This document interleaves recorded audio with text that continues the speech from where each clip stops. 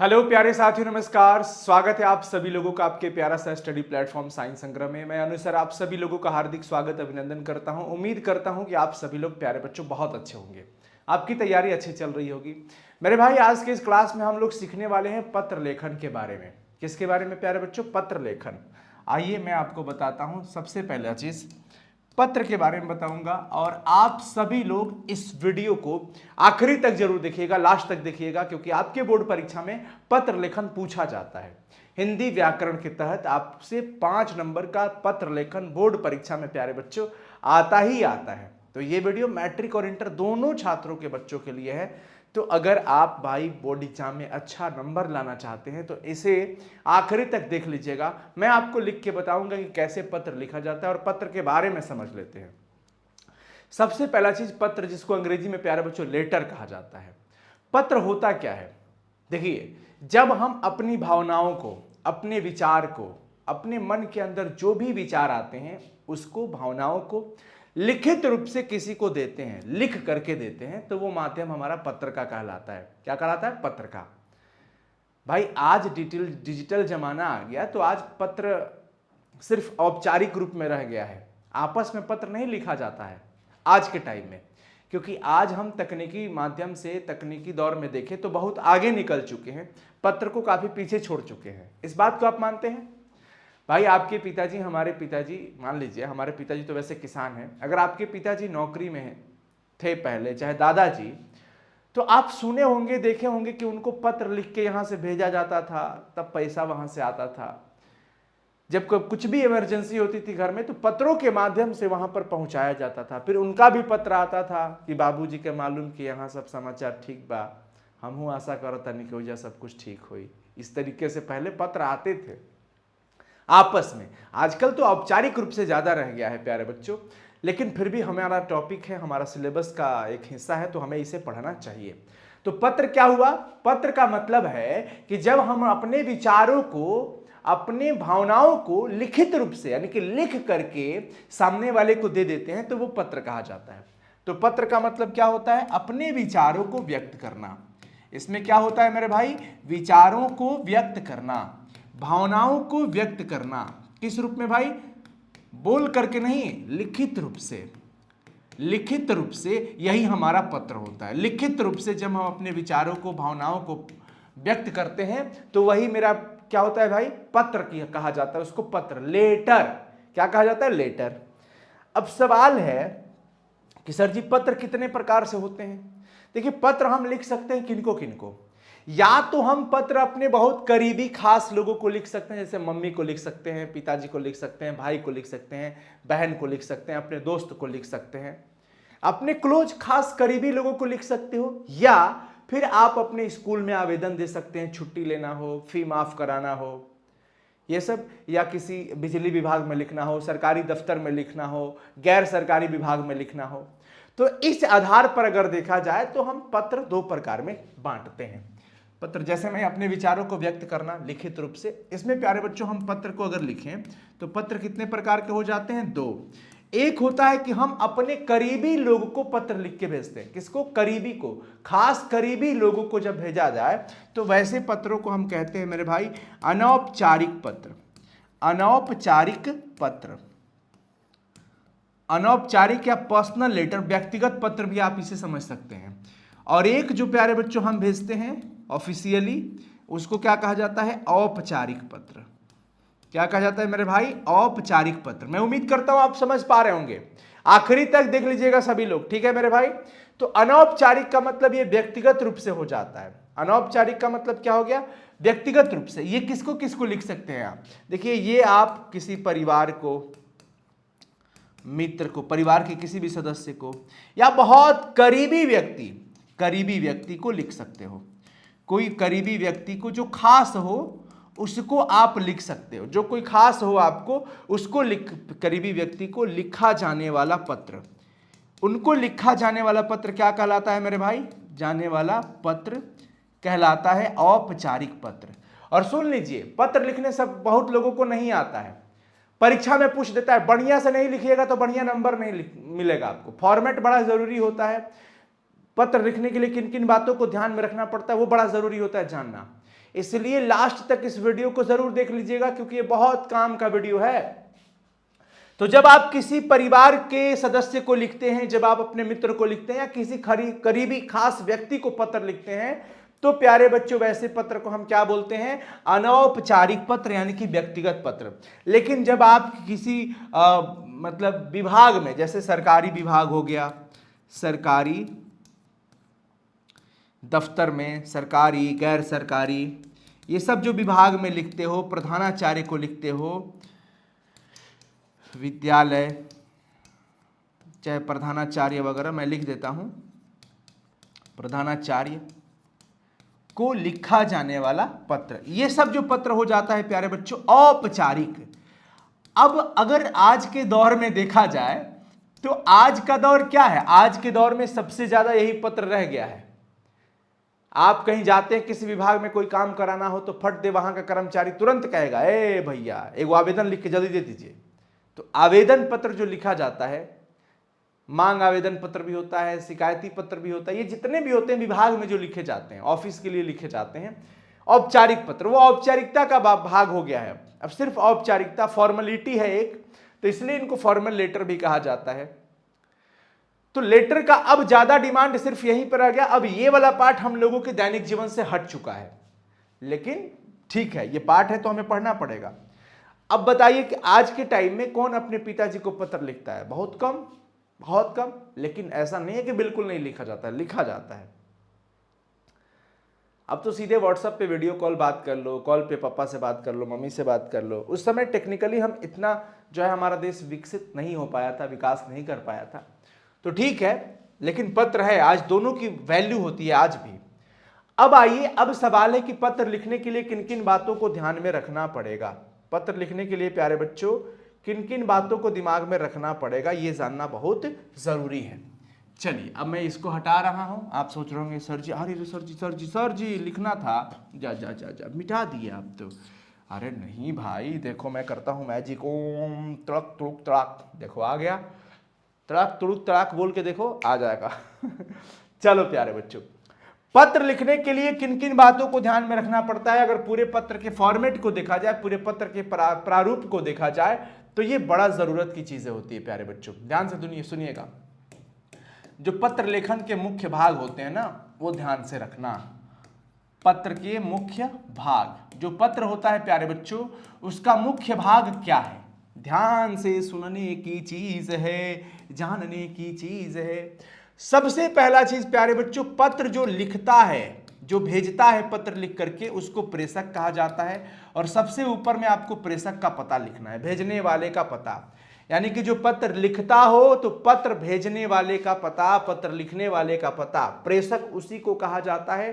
जैसे मान लीजिए मैं आपको पत्र लिख के भेज रहा हूं, तो मैं प्रेषक हो गया और आप रिसीवर हो गए, आप ग्राहक, माने ग्रहण करने वाले, एक तरीके से समझिए, तो ये प्रेषक हो गया। दूसरा पार्ट प्यारे बच्चों, पता के नीचे जस्ट हम क्या लिख देते हैं मेरे भाई? तारीख लिख दी जाती है। क्या लिख दी जाती है? तारीख, यानी कि डेट। तारीख लिख दी जाती है, डेट लिख दिया जाता है। तीसरा पार्ट प्यारे बच्चों, जो आदर, अभिवादन, ये जो संवाद का पार्ट होता है, ये अभिवादन का पार्ट होता है, यानी कि संबोधन जिसको हम कह सकते हैं। संबोधन, आदर सूचक संबोधन जो लिखते हो ना, प्रिय पिताजी, सादर प्रणाम, महोदय, ये सब लिखते हो कि नहीं लिखते हो? प्रिय मित्र लिखते हो, ऐसे करके। उसके बाद प्यारे बच्चों चौथे नंबर पे हमारा आता है मुख्य भाग, जिसको बॉडी कहा जाता है। लेटर का जो बॉडी होता है प्यारे बच्चों, वो मुख्य भाग, जिसमें मुख्य बातें लिखी जाती है कि भाई अगर आपको स्कूल से छुट्टी चाहिए तो छुट्टी क्यों चाहिए, वो सारी बातें हम इस वाले पार्ट पे लिखते हैं। लास्ट में हम क्या करेंगे? लास्ट अभी नहीं हुआ है, समापन की ओर ले जाएंगे, क्लोजिंग, जहां पे याद करो हम लोग लिखते हैं कि माननीय से आग्रह है या निवेदन है कि कृपया हमें 4 दिनों की छुट्टी देने की कृपा प्रदान करें, मैं इसके लिए उनका सदा आभारी रहूंगा या आभारी रहूंगी। तो ये सब अब समापन का पार्ट आ जाता है, जहां पे प्यारे बच्चों अंत में शुभकामना या धन्यवाद लिख दिया जाता है और सबसे नीचे हस्ताक्षर लिखा जाता है। हस्ताक्षर यानी कि सिग्नेचर वगैरह, या आपका विश्वासी, अपना नाम जो है प्यारे बच्चों लिख दिया जाता है। तो ये हो जाता है पत्र का मुख्य भाग। ये प्यारे बच्चों पत्र का मुख्य भाग है। प्रेषक का पता सबसे ऊपर प्यारे बच्चों लिखा जाता है। दाईं ओर भी लिख सकते हैं, बाईं ओर भी आप लिख सकते हैं, बेहतर दाईं ओर माना जाता है, और जस्ट उसके नीचे प्यारे बच्चों डेट लिख दिया जाता है राइट साइड में ही। राइट साइड में, आप लेफ्ट में भी लिख सकते हैं, कोई दिक्कत की बात नहीं है। अब आइए हम आपको एक औपचारिक पत्र और एक अनौपचारिक पत्र दोनों के बारे में बताते हैं। आप दोनों को देख लीजिएगा। जैसे मान लीजिए सबसे पहला पत्र, आपके बोर्ड परीक्षा की कॉपी कुछ ऐसी ही होगी। आपके बोर्ड परीक्षा की कॉपी कुछ इस तरीके से होगी। अपने पिता को एक पत्र लिखे जिसमें उन्हें जीवन के लक्ष्य के बारे में जानकारी देना है।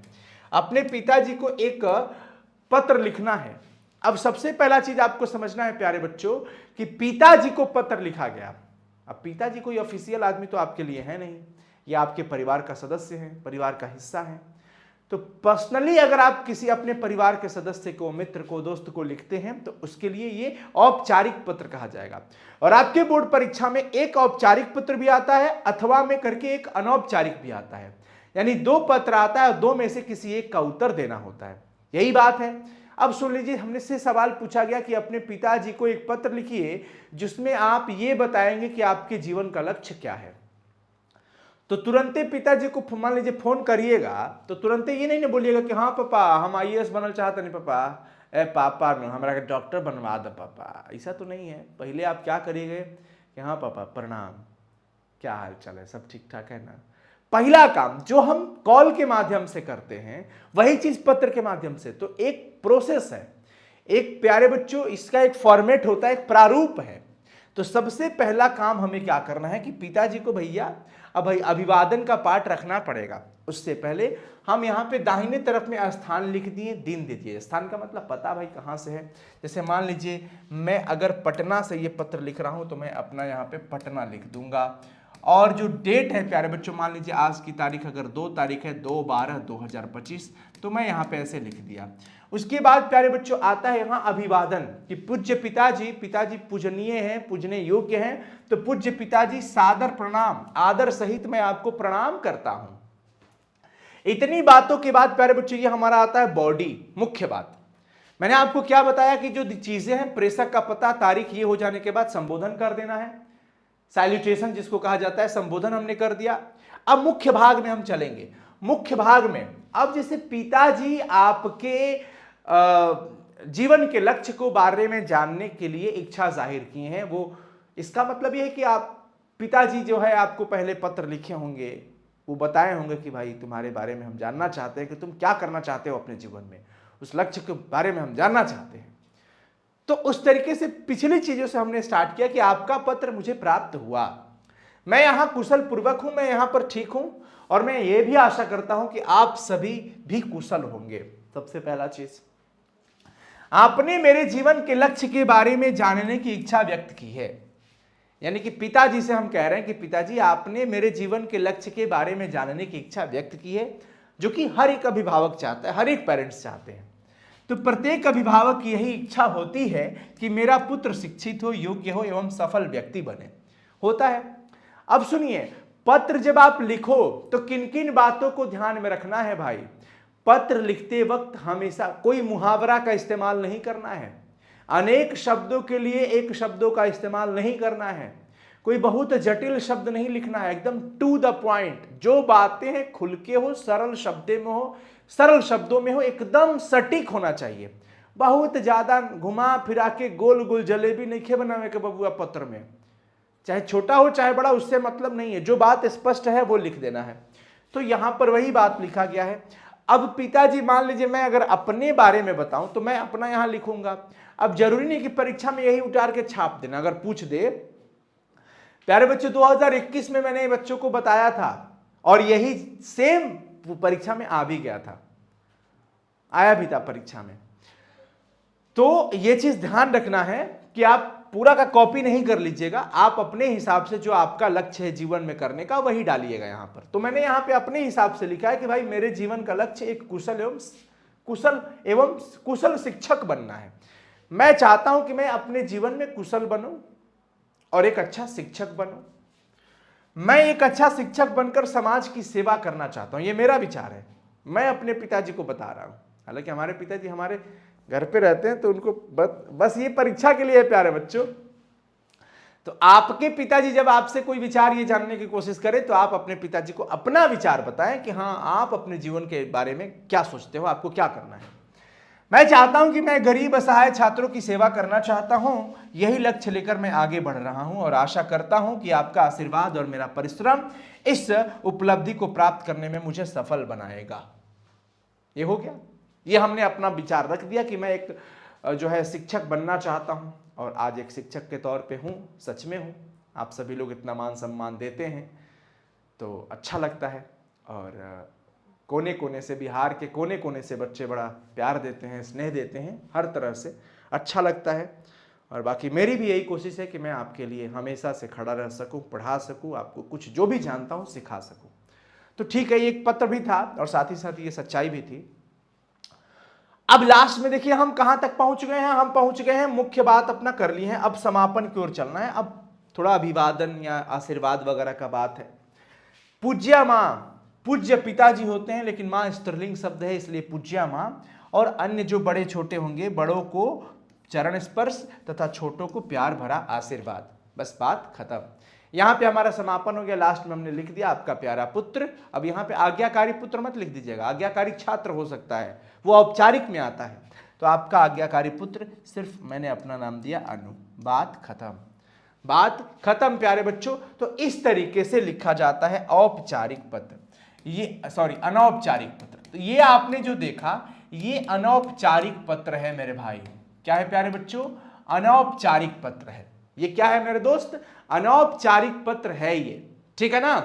अब अथवा में करके एक आता है औपचारिक पत्र। अब औपचारिक पत्र में मान लीजिए सवाल दे दिया कि भाई मासिक शुल्क माफ करने के लिए अपने प्रधानाचार्य को एक आवेदन पत्र लिखें, या छुट्टी मांगने के लिए आवेदन पत्र लिखें, कुछ भी, कोई भी हो सकता है। अपने दोस्त को शादी में बुलाने के लिए उसको आवेदन नहीं, एक पत्र लिखे, तो वो अनौपचारिक में चला जाएगा। बट सबसे पहले ये देखो कि ये औपचारिक होगा कि अनौपचारिक। तो हम कहेंगे कि सर जी ये औपचारिक होगा। क्यों? क्योंकि ये प्रधानाचार्य जी को लिखा जा रहा है, आवेदन पत्र है ये। क्या है बच्चा? आवेदन पत्र है, तो फॉर्मल लेटर कहा जाएगा। मासिक शुल्क यानी कि जो मंथली फी लगता है वो माफ कराना है। सॉरी। तो देखो यहां से क्या स्टार्ट हुआ, इसमें हम स्टार्ट करते हैं सेवा में। अब यहां पूज्य प्रधानाचार्य जी नहीं होगा, वो अलग, वही कह रहा है ना कि जैसा देवता वैसा पूजा, जैसा रोग वैसा दवाई। लागल बा बुखार तो पेट दर्द की दवाई खिला से ठीक ना हो सकेला बाबू। इसलिए औपचारिक पत्रों में आप जब भी लिखें, जैसे बैंक कर्मचारी को लिखना हो, शाखा प्रबंधक को लिखना हो, प्रधानाचार्य को लिख रहे हैं, बिजली विभाग को लिख रहे हैं, डीएम को लिख रहे हैं, एसडीएम को लिख रहे हैं, कुछ भी है, ये औपचारिक पत्र जो होते हैं। सेवा में श्रीमान प्रधानाचार्य जी, अब उनका यहां पे पता होना चाहिए। किसको यहां पे संबोधन आपने कर दिया? तो भाई जिस कॉलेज के हैं, जिस विद्यालय के हैं, उनको बताओ कि आपका जो है एड्रेस, जैसे साइंस कॉलेज पटना में लिख दिया। और आप जिस विषय में, औपचारिक पत्रों में ध्यान रखना है प्यारे बच्चों, औपचारिक पत्रों में सेवा में लिखने के बाद जिसको आप लिख रहे हैं उससे अपना संबंध बताएं कि भाई आप प्रधानाचार्य जी हैं और जहां के हैं आप, जैसे ब्रांच बैंक की अगर आप शाखा को लिख रहे हैं, ब्रांच मैनेजर को लिख रहे हैं, शाखा प्रबंधक को, तो यहां बैंक में लिखिएगा ना कि सेवा में शाखा प्रबंधक, कोई बैंक का नाम दे दीजिएगा जिस बैंक का आप लिखेंगे, जैसे HDFC bank Patna, SBI bank फलाना जगह, जो भी ब्रांच का होगा, तो उस ब्रांच के मैनेजर को किस विषय में आप पत्र लिखना चाहते हैं, तो सबसे पहले ही आपको विषय लिख के बता देना है कि भाई हमारा इस विषय में पत्र है, हम इसलिए इस उद्देश्य से आपका पत्र आपको पत्र लिख रहे हैं।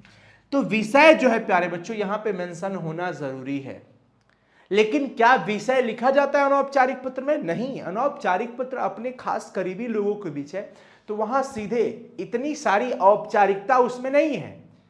औपचारिकता हमेशा औपचारिक पत्र में होती है, फॉर्मेलिटी ज्यादा कहां पे होती है? जहां फॉर्मेलिटी निभाना होता है। अपनों में बहुत ज्यादा फॉर्मेलिटी नहीं होता है जी।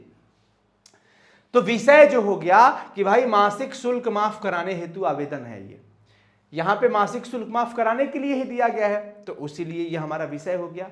अब विषय यहां पे बताने के बाद उनको संबोधित करिए कि महाशय, अब आप आदेश नहीं दे सकते ना, निवेदन कर सकते हैं। आग्रह कर सकते हैं, सविनय निवेदन है कि मैं आपके विद्यालय का छात्र हूं चाहे छात्रा हूं, मैं कक्षा 12वीं में पढ़ाई करता हूं या करती हूं, और भाई आप मासिक शुल्क माफ करा रहे हो, इसका मतलब क्या है कि आप पैसा देने की स्थिति में नहीं है, आप फी जमा नहीं कर पाएंगे, आपके घर में जो है पिताजी का उतना आय नहीं है, उतना इनकम नहीं है, या अगर थोड़ा बहुत है भी तो परिवार चलाने से ही नहीं बचता है, तो वो फी नहीं दे सकते हैं, देने में असमर्थ हैं।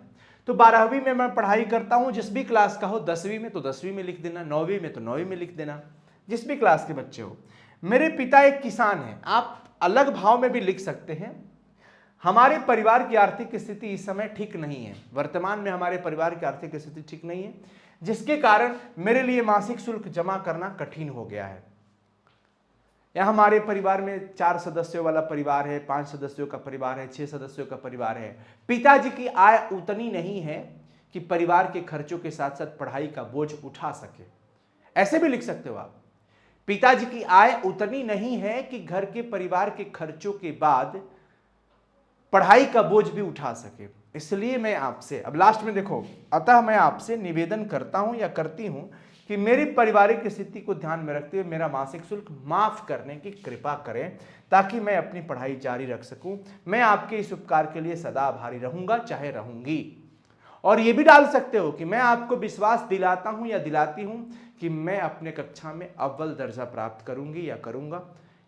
इस तरीके से एक भरोसा दिलाना, और लास्ट में आप बताओगे कि आपका आज्ञाकारी शिष्य या आपका आज्ञाकारी शिष्या, लड़की हो तो शिष्या डालो, शिष्य हो तो शिष्य, और यहां पे अपना नाम डाल दो, बात खत्म। यही तरीका है ना, अनौपचारिक पत्र और औपचारिक पत्र लिखने का प्यारे बच्चों, यही तरीका होता है, यही तरीका होता है। तो 3-4 पत्रों का आप लोग प्रैक्टिस कर लीजिएगा तो बेहतर हो जाएगा।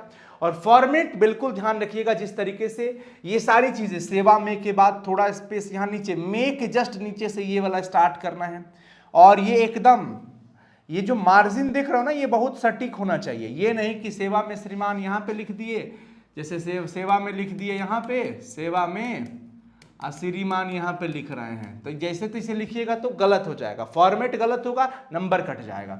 सेवा में के जस्ट नीचे से अगली लाइन स्टार्ट करना है, श्रीमान प्रधानाचार्य या शाखा प्रबंधक फलाना चिलाना जो भी है, यहाँ पे उनका एड्रेस डाल देना है। विषय एकदम पैरेलली, स्केलिंग दिख रहा हो यहाँ पे, मार्जिन जिसको कहते हैं, मार्जिन बिल्कुल साफ सुथरा। महाशय के जस्ट बाद से स्टार्ट करना है ये लाइन यहाँ से, और ये फिर अपना जो है ये वाला पकड़ लेना है, ठीक है ना, कोई दिक्कत। और मुख्य बात के बाद जो लास्ट की लाइन यहां पे लिखते हुए हमेशा एक लाइन छोड़ने के बाद ही लिखना है, हमेशा एक लाइन छोड़ने के बाद ही लिखना है प्यारे बच्चों।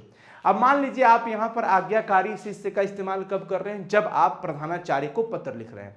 लेकिन आप अगर शाखा प्रबंधक को लिख रहे हैं, बिजली विभाग में लिख रहे हैं, तो आप यहां पर क्या लिखेंगे, आपका विश्वासी, बस आपका विश्वासी डाल दीजिएगा। तो चलिए प्यारे बच्चों, खत्म हुआ पत्र लेखन। मैं जरूर आशा करता हूं कि आप सभी लोग इस पत्र लेखन से बहुत कुछ सीखे होंगे। भाई प्लीज कमेंट करके बता दीजिएगा कि आपको यह पत्र लेखन कैसा लगा, और इस वीडियो को अपने सभी दोस्तों के साथ शेयर कर दीजिएगा। चैनल पे पहली बार होंगे तो प्लीज सब्सक्राइब करके बेल आइकन क्लिक करके नोटिफिकेशन ऑन कर लीजिएगा। All the best, thank you so much. मैं मिलता हूं आप लोगों के साथ फिर अगली क्लास में, तब तक के लिए बहुत बहुत शुक्रिया मेरे भाई। अपना ख्याल रखिएगा सभी लोग, और प्रैक्टिस कर लीजिएगा इसको एक बार। और याद रखिएगा, परीक्षा में औपचारिक पत्र के साथ साथ अनौपचारिक पत्र भी एक आता है अथवा में, और दोनों में से किसी एक को लिखना होगा आपको बढ़िया से, अच्छी हैंडराइटिंग के साथ लिखिएगा। हैंडराइटिंग अगर आपका अच्छा होगा तभी सामने वाला आपका उत्तर अच्छे से पढ़ पाएगा, और जब अच्छे से पढ़ पाएगा तो मेरे भाई आपको अच्छा नंबर भी देगा, ठीक है ना। तो सारा खेल प्रेजेंटेशन का भी है। अगर आप प्रस्तुति बढ़िया से करते हैं, अच्छे से लिखकर वहां पर दिखाते हैं, तो निश्चित रूप से पढ़ने वाला, चेक करने वाला अच्छे से समझ पाएगा, तो फुल नंबर जरूर देगा, फुल मार्क्स आपको यहां पे मिलेगा ही मिलेगा। समझ में आया? तो चलिए सभी लोग प्यारे बच्चों इस वीडियो को शेयर कर दीजिए, और जरा कमेंट कर दीजिएगा कि कैसा लगा ये session. All the best, bye, take care मेरे भाई, मिलते हैं अगली क्लास में।